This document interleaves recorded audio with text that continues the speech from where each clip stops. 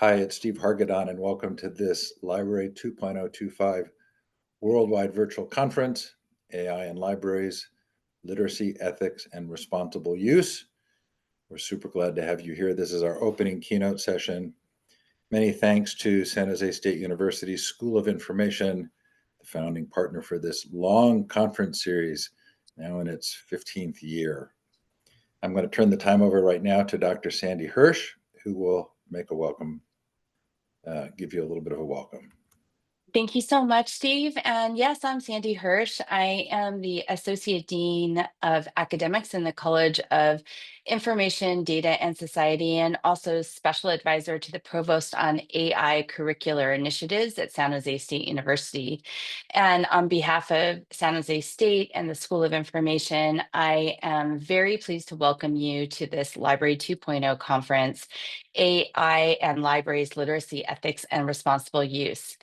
As we know, artificial intelligence is raising many questions about how it's impacting the ways that we live, learn, and work. And in today's mini conference, we're going to take some time to really explore some of the implications of AI for libraries, in particular, focusing on some of the considerations related to ethical and responsible use of AI, which is very important for us to explore. I want to especially thank our partner for today's mini conference, Chad Mairn. He is a professor, librarian, and founder of the Innovation Lab at St. Petersburg College, and he's also one of our excellent part-time faculty who teach in the School of Information at San Jose State University. And so I was very thrilled when he agreed to work with us on putting together this very important panel, this very important mini conference focused on this topic. San Jose State University School of Information is proud to sponsor this important discussion about best practices for ethical and responsible use of AI in libraries. And with that, I'd like to turn it over to Chad to kick off the conference. I want to leave as much time as possible for our fabulous keynote speakers and in our opening keynote. So over to you. Dr. Hirsch, thank you very much. I appreciate it. It's been an honor. I've enjoyed every minute of this, so this is great. I'm just going to jump right in and introduce our panels. We've got Nicole Hennig. She's an expert in user experience. Oh, and by the way, I'm not going to read all of it, but you can go to the conference site to read more about these ladies. So Nicole is an expert in user experience and emerging technologies. She is currently an e-learning developer at the University of Arizona Libraries. Previously, she worked for MIT Libraries as head of the user experience department. So also, I would highly recommend signing up for her generative AI news. I read it religiously, so it's a great resource. And then we have Heather Sardis. She's the associate director for technology and strategic planning, also at MIT Libraries. Did you and Nicole run into each other back in the day? No? Okay. And prior to assuming her role at MIT, Heather directed the library of the California Academy of Sciences.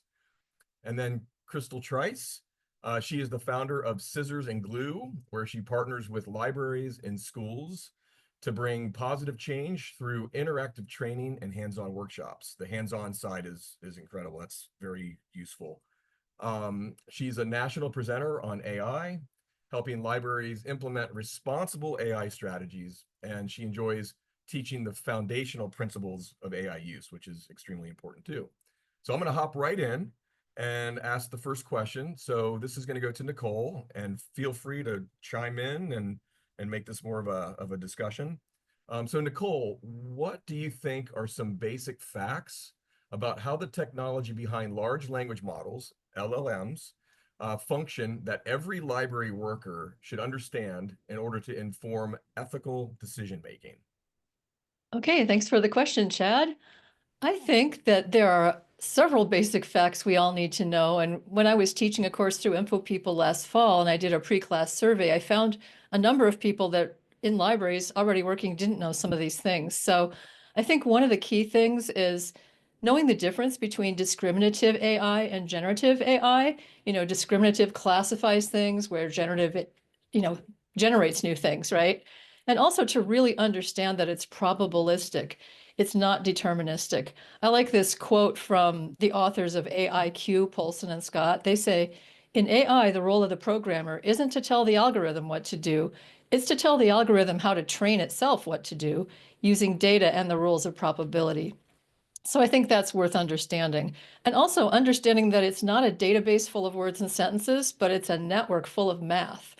And so when they train these models, they can throw all the training data away. It doesn't exist in the model anymore at all. There's only math that represents the concepts of the words and sentences. And so I think that's just the basic facts about it that are important to understand. And one more thing I think that's important, since we all care so much about our user privacy, it's a basic value of libraries.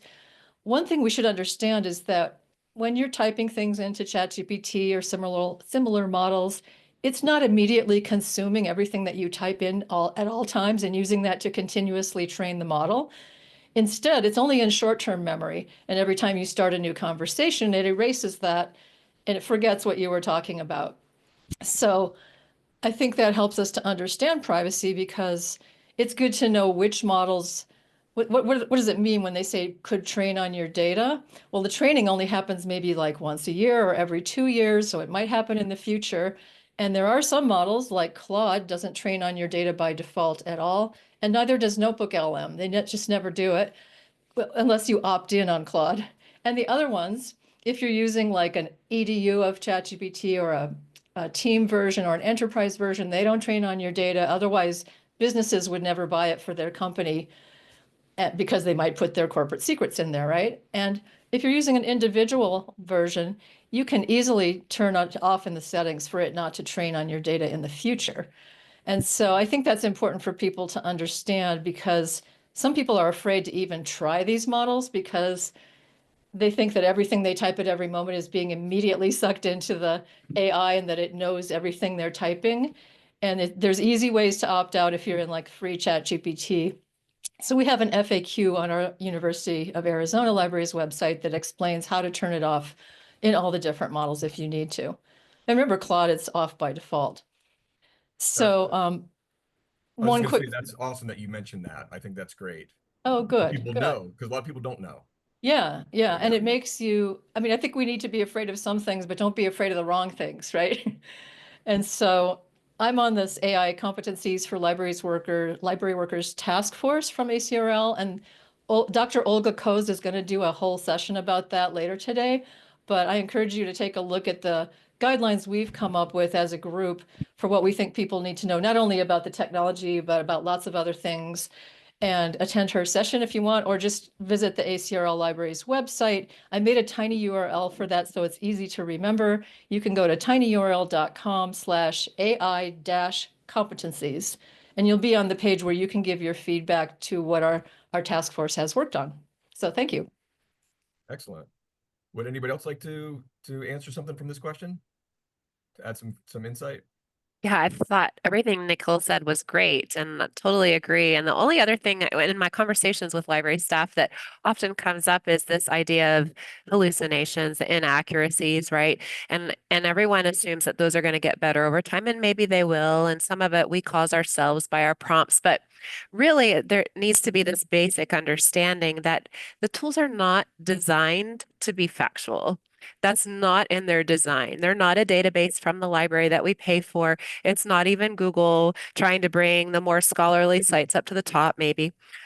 These algorithms aren't designed to be factual. They're designed to be generative. And that's a real mind shift for library staff. And it's not a bad thing when we're using it in different aspects of our work, but it is important to keep in mind that that's not even in its radar. That is such a good point. I was going to say that too, because we bring our old mental model onto this blank box that you can type Yeah. in. We all know about Google boxes or chat boxes, so you just kind of assume that that's what it is, but it's not a search engine. It's not, I mean, you can add a search engine like Bing or Microsoft Copilot or Perplexity does, but those are separate from the model itself. So that's such a good point. Absolutely. Heather, you want to add anything? Okay. I will say too, I think what do you real quick, what do you think of RAG? So that should help at least with some hallucination. And I think Steve and I were talking about this before. All they do is hallucinate, really. You know? Right. Right. So what do you think of how RAG is that going to be a solution, do you think, to some of the issues that you Well, in mentioned? case you don't know what RAG is, it stands for Retrieval Augmented Generation.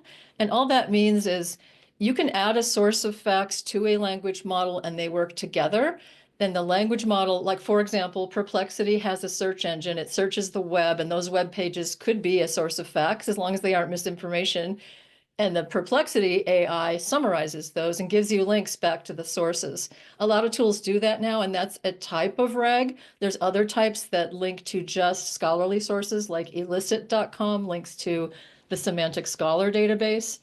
So the thing is it makes it a lot better, but it doesn't 100% get rid of hallucination because it still might make a mistake in the summaries. And so that's why I always like to teach people when you're using those kinds of systems to click the links and follow and go to the sources. And I think tools like Perplexity are they're very useful for helping you quickly get to the sources on the web that you want to find, rather than a long list of things to click in and back, you know? So that's how I think of it. That's a good way to think of it, for sure. All right, so let's move on to the next question. So Heather, this one's for you. So you recently submitted a manuscript to ACRL on applied human-centered AI in libraries. Could you share what human-centered AI is and why it's important for the future of libraries? Really good topic. It's my favorite topic. Thanks, Chad. So yeah, I first encountered the idea of human-centered AI when I was reading The Worlds I See, which is Dr. Fei-Fei Li's wonderful memoir on her work in artificial intelligence and computer vision. I highly recommend it. I'll post it in the chat. And in that book, she describes her vision of AI that is committed to the well-being of humanity and is as committed to well-being as it is to science and innovation. And Dr. Li then went on to found the Stanford Human-Centered AI Institute. And their mission is advancing AI that improves the human condition, is guided by human impact, inspired by human intelligence, and is designed to augment and not replace human capabilities. And that's a theme that really comes back throughout all of the different literature around human-centered AI. And I think for me, when I read about that, it was so inspiring. It felt like it just illuminated a path forward for libraries and AI. Felt like a technological philosophy that is grounded in the same values that drive our profession: equitable access to information, working in service of the public good, connecting people to the information that they need. And I really felt like it lit the way forward for us to develop a relationship with AI that helps us to advance our values in libraries.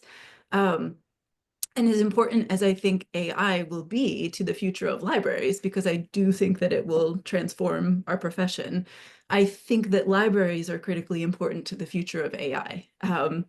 In the book Power and Progress, MIT economists Darren Achemliu and Simon Johnson talk a lot about how each successive major technological innovation over the past 1,000 years has worsened existing inequalities, wealth inequality, technological literacy. And that's because when those technological transformations first land, they are inequitably accessible. So unevenly available across different societies, different parts of society. And that persists until corrective forces intervene, the labor movement, etc. AI poses a really significant risk of having the same effect, being inequitably available and worsening existing inequalities. And human-centered AI offers us a different path forward and a different way of implementing this transformative technology. And I feel like libraries have a really critical role to play in shaping how society encompasses AI, and really demonstrating that it's possible to do that in a way that is responsible, ethical, and equitable. Our profession, libraries, we're grounded in the values of providing equitable, trustworthy, and abundant access to verifiable information. In its current incarnation, I think AI succeeds really well at the abundant part, but requires a lot of human intervention to deliver on things like equitable and trustworthy and verifiable. And I believe that libraries essentially have a mandate to demonstrate to society that it's possible to leverage AI in a way that is ethical, is responsible, and most importantly, is human-centered. Yeah, I agree 100%. That was well said. Crystal or Nicole, do you have anything to add to that? I agree. Our voice is really important in the process, and library staff have so much knowledge that maybe isn't at the table of the decision makers right now. A lot of the decisions being made are made by IT or HR, and there's some overlap in our work, but we know about bias. We know about information accuracy and privacy. Like we've spent years, and the digital divide, which is what you were talking about, the inequitable access. And so we know about these things. We've been working on these things for decades. And so we already have some strategies in place. And so I always encourage library staff, try to get a seat at your table at whatever organization level you can and make your voice heard, because we know, even if you don't have to be an AI expert to be an expert in those areas that are critical to where we are right now with AI. Yeah, And I agree with completely. everything. Yeah, and that the digital divide's still an issue. I mean, Yeah. it's a huge issue, and it's you always, and that's a grant that we're working on. It's at NSF now. We'll see if it actually whatever happens to it. I don't know where it is, and but that's something that we're looking at, is to how to bring equity with AI to introduce this to lower income areas that don't have access to any of this stuff. So it's a huge issue. So yeah, thank you for that. So let's move to the next question. This one's for you, Crystal. Oh, yeah. So many teachers struggle to look beyond the potential for cheating that generative AI technologies present. We saw this with calculators. We saw it when Wikipedia came out. We saw it with all this stuff, right? Yeah. Um, Google, it, it, smartphones. everything. Yeah. It's worse, I think, with AI. So as a result, they may focus more on policing its use rather than guiding students on how to use it responsibly. So in your view, is using AI considered cheating? This is such a nuanced question. It's a hard one to know where to even get started, but I like it, and I'm glad that you're bringing this up, because if I just back up for a second, I think even as library professionals, many of us think using AI is cheating, right? Like I didn't write that email by myself, or I got help for that annual report, or it helped me fine tune my syllabus for my students. Like, it feels like there's some shame involved with, like, if you use an AI tool. And so I think that's interesting. And I think many educators are bringing that shame field mindset to their work as well. Um, and then passing that on to students. And I think, I understand why policing happens, because you get caught unaware. Just like the other disruptive technologies that you're talking about, you're grappling already with so many things as a busy educator, that then suddenly you have this other thing, and it's just easier to be like, okay, I'll use an AI checker, which, by the way, tell your friends they don't work. They don't work. AI checkers do not work. They don't work. Lots of false positives and false negatives. Please pass the word. They're probably never going to get better. And so, so it's just easy to fall in this policing mindset, or I'm going to make them use blue books like some of us had to use when we were in college, with no technology, so that I know it's their own thoughts. And I get that. But I think it's the question isn't really, are they cheating? What we really want to know is, are they learning? Right? Like, how do we know our students are learning? It doesn't matter so much if they're getting assistance from these different tools. What matters is, are they learning? And how do we know they're learning? I really like some early work that Oregon State University did, where they looked at Bloom's taxonomy. And that's, it's got the pyramid, and the questions get a little more critical thinking as you get near the top. So instead of just recall and things like that, then you're getting to synthesis and creation at the top. And they really looked at what are AI capabilities and what are distinctly human capabilities. And with the typical assignments that we give in education, what might need a little bit of tweaking? And there's a lot of things in that category that need some tweaking. And a lot of it has to do with just raising the bar a little bit. Let's use our critical thinking skills, which, by the way, the research is showing our critical thinking skills is at risk, are at risk. And so anything we can do to help students do that as they're grappling with the information that they're learning is great for them. Oh, thank you, Tyler, for putting that in chat, that link. That's great. And real quick, I do want to say, and I heard somebody say they can't hear me very well, so I'll try to yell into my speaker. But you know, I've had students lately, a couple that have reached out to me in a panic, saying, "Oh, this AI checker says I'm 100% AI," and I swear to you, I've written this. I have written. I'm like, I trust you. I believe you. I don't assign the copy leaks or whatever it is. I don't do that. I'm against it actually, but it's sad. I mean, a couple students were really panicked by it. So Yeah. anyway, so yeah, I just wanted to mention that. Yeah. Nicole or Heather, you have any, or Crystal, you have any more No, go ahead. insight?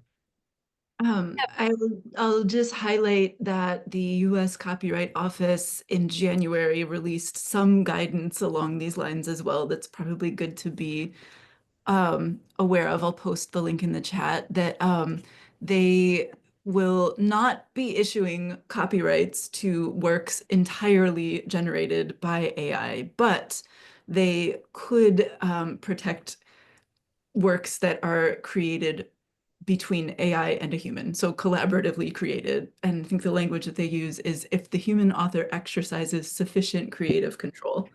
So we're starting to see a little bit of breaking down of the definitions and a little bit of putting it down on paper. I'll post the link into the chat for that. Yes, also, there is a Facebook group called Higher Ed Discussions of AI Writing and Use, and that's a very active group with a lot of, especially writing instructors from all over. And it's been really interesting to follow the conversations there because there are many people who are doing innovative things with changing how they assess in the classroom. So I think that's a good group to follow if you're especially working with writing instructors. Yeah, I agree. That's a really good group. Okay, so we're gonna move to Nicole again. Here's your question. How can, and this is really important. I just tested Primo's version of their generative AI, which was pretty interesting. But so how can libraries effectively evaluate the growing number of AI integrations appearing in licensed databases and discovery systems? So what essential knowledge do librarians need to make informed decisions to that best serve their users? That is such a challenging thing that's before us right now, and it doesn't have an easy answer. But I would say, first of all, we should aim to bring our own knowledge up to speed on all the things I mentioned earlier and do sort of lifelong learning with how AI works and all of that. Because once you have a basic understanding of the technology, then you're in a better position to evaluate these tools. And we should understand that generative AI can be integrated into tools that are not AI powered, like the Primo Research Assistant. So we were looking at that recently, when you look into their documentation, it uses AI for some things and it uses traditional Boolean search for other things.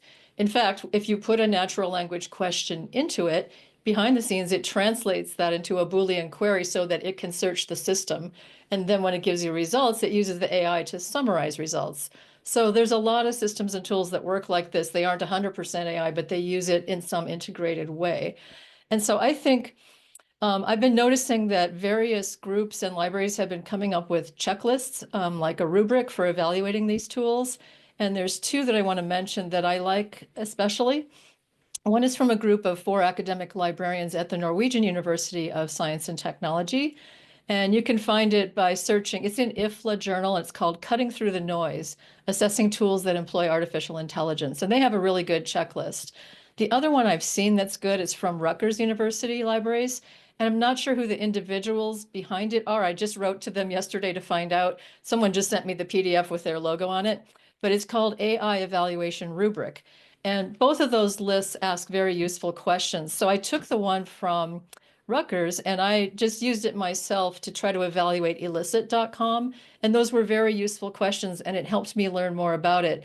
Illicit has a lot of good documentation, so I could answer some of the questions from that. And some of the other questions just led me to try different things more with it till I could answer the question.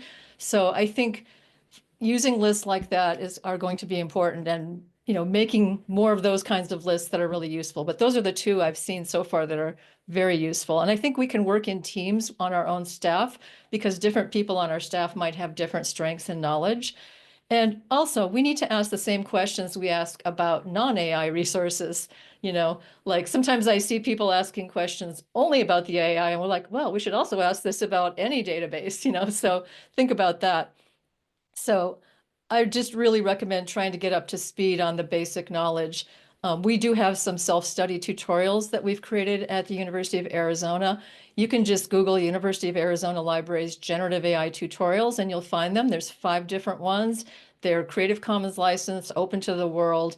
It only takes about 10 minutes to go through each one, and it gives you some real basic foundational knowledge.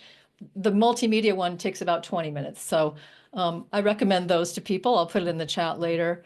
And also, I'm offering a 6-week course via Info People. I did one in the fall, and I'm doing it again beginning on April 15th. So you can find that from my website, nicolehennig.com/courses. So, and I think that it's important for libraries to provide professional development funds so that people can take courses and things like that. Yeah, that's a good point. Especially coming from higher ed, we're getting bombarded by all these new tools, but we don't have really any good quality time to sit down and learn them, so it's challenging. And I mean, because you do have to spend some time with the tools. Yep. So, any other insight on that question? No, we're good. Okay. So Heather, this one's for you. What are some of the major concerns or risks that AI governance groups should be aware of at this time? What are some of the organizations working on AI governance that librarians should be following?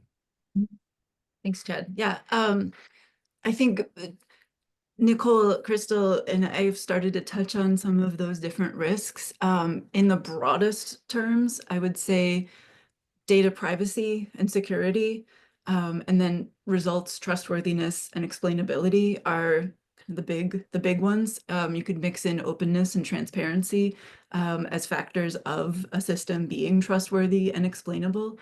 I think those also land as particularly potent risks in the library world because each of them has the potential to erode our professional values as librarians if we are offering up systems to our patrons to use without having that deeper guarantee or deeper understanding of the types of risks that the systems could pose.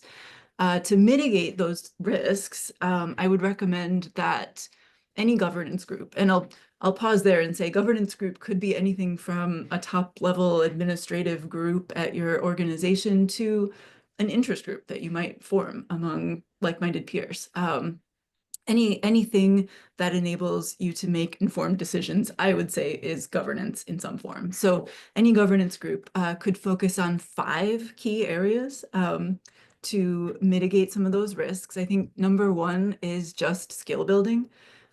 Whether it's on an individual level or an organizational level, get in, experiment, learn about the tools, but also specifically build skills around not just the technology, but around concepts like ethics and trust, and really start developing a shared vocabulary and a shared understanding of those terms and how they apply in the technical space, and build skill in how to recognize and mitigate sources of harm. When I talk about organizations a little bit later, I'll give you some links to where you can build those types of skills and learn more. So yeah, number 1, I would say, is skill building. Number 2 is a concept that comes probably not surprisingly from human-centered AI, and it's the concept of employee voice. And that is a term that describes like listening to staff, listening to the people in our organizations, making sure that all of our voices as library workers inform AI decision making. So if you are a decision maker, it's about taking the time to listen to staff and really hear their concerns and invite them into informed decision making processes. And if you are a library worker, it's speaking and making your voice heard. That might take the form of advocacy. It might take the form of starting an interest group. It might take the form of speaking in a forum like this. But employee voice, staff voice, library worker voice should be really a core part of decision making. I would say governance groups should also focus on openness and transparency. Some of the links that Nicole referenced, that, those checklists that you can use to evaluate tools, contain criteria for how to evaluate a tool's openness or explainability or transparency. So I think drawing on those resources is really critical to mitigate AI risks. Incentivizing is the fourth, and that's really about making sure to choose tools that do align with values and not choose tools that don't, to the extent possible. Like really using our decision-making power to incentivize the development of AI that mitigates risks. And then finally, I would recommend, like I said, that governance groups use checklists like the ones that Nicole cited earlier. IFLA, Rutgers are great. And really hold AI systems to the same standards and policies that we hold humans to. So don't under-regulate what we're asking AI to do. If we have rules and systems in place that govern us, our staff, our workers, apply those same things to AI. And as far as organizations to watch, there are plenty. I think at my home institution, the MIT Social and Ethical Responsibilities of Computing group, I'll post a link, don't worry. They do a lot of great work looking at the social implications of technology. And most critically, every quarter they publish a journal of case studies where they look at different specific harms or risks and where they originate and how to mitigate against them. I think I've probably mentioned a couple times at this point, the Stanford Human-Centered AI Institute is great, but I also want to highlight the Distributed AI Research Institute that was formed by Timnit Gebru, who did a lot of research at Google on biases in their large language models. Rua Benjamin's Just Tech initiative is fabulous and really focuses on socially responsible technology. And then I'll post another couple of useful frameworks. The last one that I'll call out is just NIST, the National Institute of Standards and Technology. They have released an AI risk management framework that I think is a really good guide to the different types of biases, risks, and harms that can be present in AI systems and what we can do to mitigate against them. Now that's a lot of information right there. Yeah. Thank you for that. Thank you. So And if you can post the comprehensive. links, that would be great. Yes. Yeah. There we go. Oh, there they are. That was quick. I'm ready to go. So Crystal or Nicole, would you like to add anything to that? Oh, I just want to add the Copyright Alliance. I think they've done a great job pulling together some basic FAQs, and you can sign up for alerts as these things, because there's litigation currently in progress about what's copyrightable and all of those things. And so it's nice. It's just nice to have that automatically come to your inbox. So I recommend them. Yes, and I agree with all of the things you guys have both said so far. Also, Electronic Frontier Foundation has a good article about copyright for training, and they make some really interesting points about what we might want to be advocating for when it comes to that. I'm going to try to find the link and paste it in. There's another similar good article by Karis Craig, who's a law professor at York University in Toronto, and it's called The AI Copyright Trap. So I'll try to find those links too. So just on a quick little side note, I was working with about 65 fifth graders a little while ago, and it was in a museum, and I was teaching them AI and art. And there was a piece of art, I can't remember, but somebody won an award, but it was 100% AI generated. And so that's obviously an issue. And then the artist tried to get it copyrighted, and it was declined twice. So I was trying to explain to them that it has to have significant human, use for it to be copyrightable.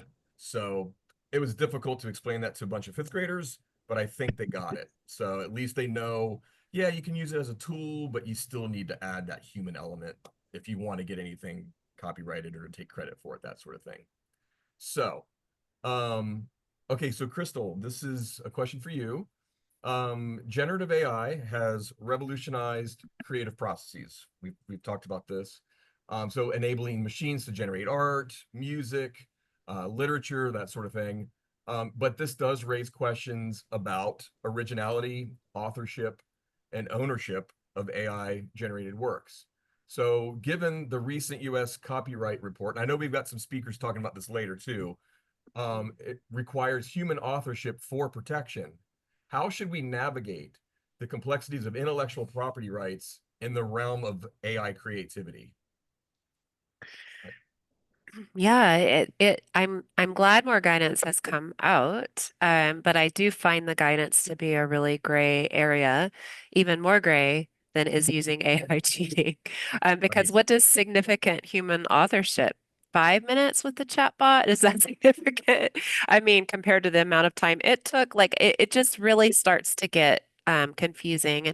And I know when I was looking at the Copyright Alliance, which I pasted in chat later, they have some guidelines there. And, one of the things they bring up is that for protection, we don't have to apply a register to try to get copyright protection, but it is an interesting exercise to do because it helps us think through um, did I do something creative with that work? Did I reimagine it? Did I put parts of it together in an unusual and human way that just didn't have anything to do with the AI? And so I definitely recommend that resource and just read what it takes to actually register something for copyright that has AI components because I think it helps us think through for ourselves. As Chad, you said fifth graders had a hard time. I'm thinking, well, I am having a hard time with it too. Me too. Me too. Yeah, that old show, Are You Smarter Than a Fifth Grader? I don't know. I think we're probably about the same, but it is a lot to grapple with. And so I find a thinking exercise really helpful. And so if any of us are using AI to help maybe with research or other things and we want to just see what it would take to copyright it, I think it's an interesting exercise to think through those things. Like, what am I adding Right. to the work and what's uniquely me and what came from the tool? Yeah, and I do want to add one quick thing about this is what one of the fifth graders said. Well, the AI system is just sitting there. It won't do anything until a human goes in and prompts it to do something. Right. And I was like, wow, that's interesting. Anyway, just a little side thought on that. Yeah. Yeah, Fifth no, grade it is a mind, good thought. you know? Yeah. I mean, technically we're driving that bus, right? Yes, But to what degree, I think is what the Copyright Office is trying to get at. exactly. Any more thoughts on the copyright side of this? This is again, it will be discussed in another talk today, but this is a pretty big topic, I think. Yeah, I think it's good to remember that there's two different sides to the copyright thing. One is the copyrightability, like training on open web data, the training data, that's a whole separate issue from can you create something with AI and have that be copyrighted? Yeah. And so it's just good to have those two buckets in our mind when we're looking at things. And the two articles I mentioned are about the training part of it. So the EFF article, thank you, whoever posted that in the chat. I saw you did that, a couple people. And the one by Carrie Craig from York University. Those are both about the training. And they're making some interesting points about maybe copyright law isn't the best way to protect individual artists and writers. Yeah. I think that, and that maybe there are some other things we should be advocating for. So I think both of those are really worth reading and thinking about. And also Pamela Samuelson, who teaches at UC Berkeley, she gives a lot of webinars about copyright. And she's always saying, this is going to take years to be figured out in the courts, the training part of it. So it's going to be uncertain for a long time, I think. But she's worth following. So is Matthew Sagg, another law professor. The two of them are really on top of this, Pamela Samuelson and Matthew Sagg. No, thank you for that. Heather, when you want to add anything? Really fabulous input from Nicole and Crystal. I agree. I agree. Okay, so Nicole, this question's for you. How do you think libraries might create policies and guidelines that are adaptable and flexible for how quickly AI is advancing and changing? Yeah, that's a tough one. We have a tradition in libraries of taking a long time, like a year or more sometimes, to have a long committee who deliberates and then comes out with something. And well, what happens if by then things have changed dramatically? So I think, first of all, some parts of this don't change, like all of our values of access, equity, privacy, public good, all of those aren't changing. So we we can have guidelines about those now, you know. But we also need to maybe revisit any guidelines we come up with each year to make sure that they still make sense in relation to the latest developments of what AI can and can't do, because that changes. And also, any guidelines we make should encourage lifelong learning for all of us, because you know, we tend to tell our users you should do lifelong learning. We also need to do lifelong learning to stay current. And also, I think our guidelines should encourage working in community with others, be they students, faculty, anyone in our community, that we should work together to keep our guidelines current and share knowledge with each other. And one idea also is to do more experimentation and learn from those experiments. Back over 20 years ago when I worked at the MIT libraries from 1999 through 2012. And we did, yay, MIT. And we did a thing back then that we called the MIT Libraries betas. And what they were was a list on our website of various things we were experimenting with on a small scale that wasn't too expensive. And we would list those things so that people could try them, and we would ask for feedback. And at the end of each semester, we would consolidate all the feedback, whether it was surveys or usability tests. And then we would decide for each experimental thing that we tried, should it go to the graveyard and we had another page where we listed the ones we decided not to go forward with, called the graveyard, or should it be a graduate? And those were the ones we did decide to move forward with, in which case it gets passed off to a real project management type of system, right? And I think we can do this same kind of thing for AI, like do little experiments with a chatbot where it's just a test, or whatever the thing is we're experimenting with, like computer vision for alt tags and stuff like that. And we can tell our users about, oh, these are, you know, just place them as experiments. We want your feedback. And then each semester maybe decide, does this go forward? Do we need to learn more? Or is this just not going to work for us? It's against all of our values, you know, and I think that'll work well. Also, you know, in that AI competencies group I'm on, one of the things we looked at is something that ACRL calls the dispositions, which are kind of like your values and your emotions around things. And we modified some of those to be about AI. And some of the ones I like best are: recognize that learning about AI involves entering an ongoing scholarly conversation, not a finished one, right?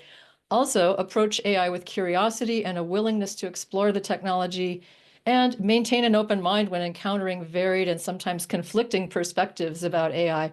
Because boy, there sure are a lot of conflicting perspectives.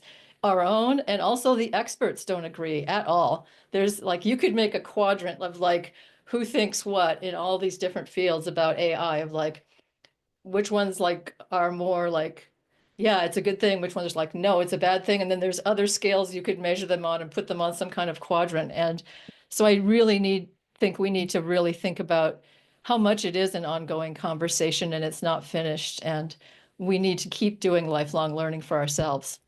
There is one person I'd like to recommend. His name is Carlo Iacono, and he works at Charles Sturt University in Australia. And I follow him on LinkedIn, and he's also got a newsletter called Hybrid Horizons. And he's very forward thinking and just writes some interesting stuff about how we can be more flexible. I'm going to paste one of his newsletter posts into the chat. This one's called "While Institutions Debate, the Ground Shifts." So I recommend taking a look at his work. Thank you for that. God, there's so much in the chat that it's I'm going to be spending a lot of time going through this. Chad, I'm going to make a quick note here. Yes. This is Steve. We post the chat with the recordings, so don't panic. If you're one of the 500 in the YouTube overflow, don't worry, you will get the chat. And if you're in this room and it's flew by fast, don't worry again. It gets posted probably by Monday. And you can use generative AI to summarize it and pull the links out. There you go. Good point. Perfect. Really good point. Perfect. I really like what Nicole said about sort of taking an iterative approach to policy writing. I think that's such a good idea across the board and not getting caught in committee. In fact, one time I was able to write a policy in 1 hour, a one-page policy in 1 hour with a group of stakeholders. And I think that should always be our goal as a starting point because it can always be iterated and refined over time. But as Nicole mentioned, a lot of these things that are true about our ethics with AI and our stance on AI as a library are going to stay the same even as the tools change. And so I feel like it's more important to get something out there and especially help staff understand what that policy, that there is a policy and what it says, I think is really important. And yeah, I just encourage like get it done and then make it better. And I Real would good advice. add, be willing to be wrong and Yes.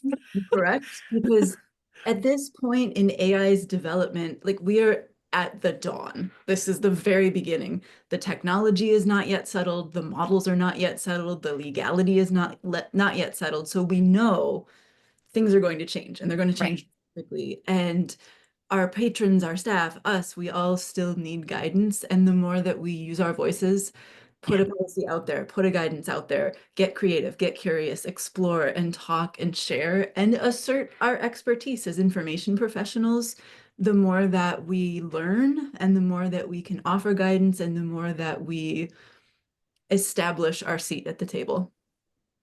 Brilliantly said. Yeah, I agree. Yeah. exactly. All right, so we have about 9 minutes, so I'm just going to ask this final question, and this is for everybody. This has been wonderful, by the way. So what should we be paying attention to or advocating for outside of our organizations? Our patrons and our guts.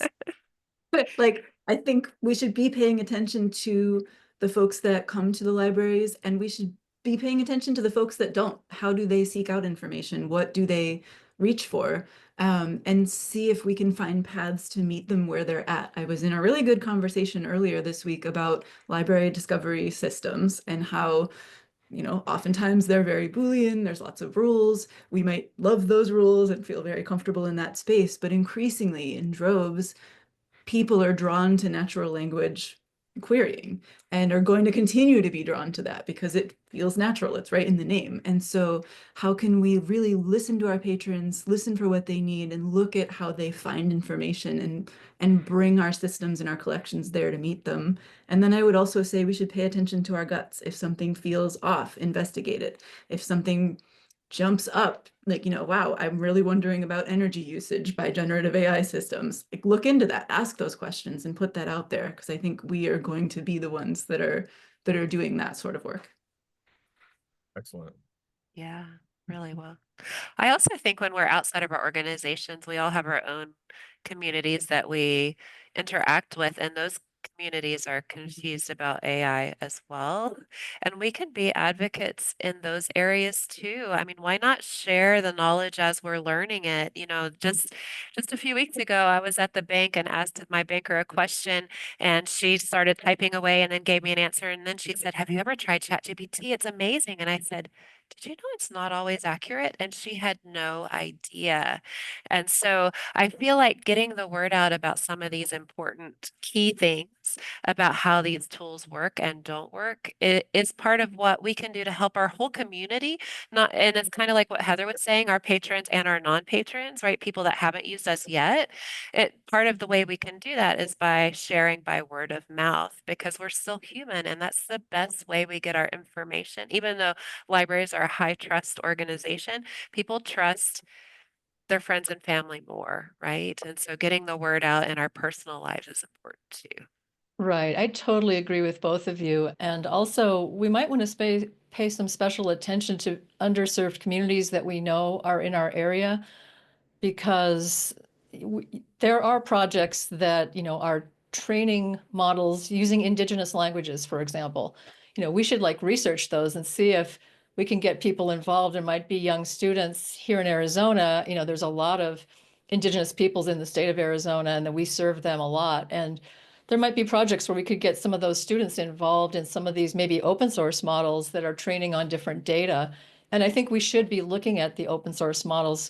There are a lot of ways to easily install those on your own computer. There's an app called LM Studio that you can put it on your Mac or your Windows machine and then download various models that are small enough to run on your own computer. Those are completely private. It's another area that we could be exploring with people. Yeah, I really do enjoy playing with those open source models. I didn't bring them today, but I have my glasses have my smart glasses have Llama embedded in them, so you can kind of interact with that model as well. So we have a couple more minutes. I want to make sure we have enough time to get to the next sessions. Is there one last thing you'd like to say before I give you guys a big applause? Because you guys have been just amazing. This has been wonderful. I've learned so much. Well, So what I want to applaud is this group of panelists, but also the interaction in the chat. And yes, I just really, any opportunity we can have to talk about these things makes a difference, right? I'm starting to think even differently than I did before this hour started together, based on some of the things I read and heard my colleagues say. And so these are great questions that Chad queued up for us today. Take these questions and take them to your work group or to your team or just one colleague and just have those deep conversations, because I think this is how we can continue the conversation moving forward. absolutely. Yes, and I've been really enjoying working with both of you, Crystal and Heather. It's great. Yeah, likewise. And it feels wonderful to be in a conversation with all of you, the folks on the call as well, and to be finding so many affinities across the work that we're all doing globally, which makes me feel very confident that it's possible for all of us to work together to shape the course of how this technology is implemented. Yes, and I say let's follow international sources. Don't only follow things from the United States. If you're in the US, there's a lot of good information from other continents. And I know I've seen a lot of international comments too, and I'm very glad that we're thinking of it in a worldwide kind of way, not just our own country. Yeah, absolutely. So, hey, again, this has been wonderful. Thanks to all the attendees, the panel. You guys have been wonderful. Steve, is there anything you would like to say before we adjourn? No, I'll just reiterate that we will post the recording of this. It gets posted in YouTube and on Library 2.0. We'll post the chat. As Heather mentioned, you can take the chat and put it into your favorite large language model.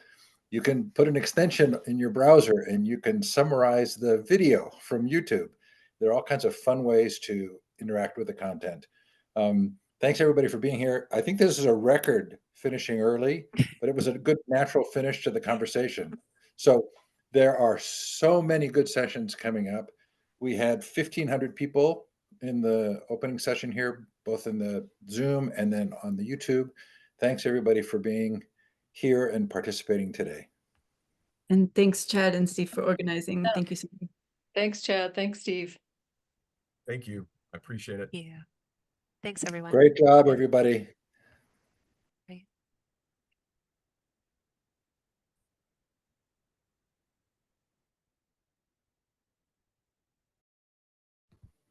Okay, so do go to the schedule page, find the links for the next set of sessions. Because we have so many people registered, it's possible that your session can fill up. So if it does, just click on that YouTube overflow link, and there's one link for each session in case that happens. Okay, we're going to go ahead and turn the recording off. Thanks, everybody. Hope you get a little bit of a break now and get into your next session.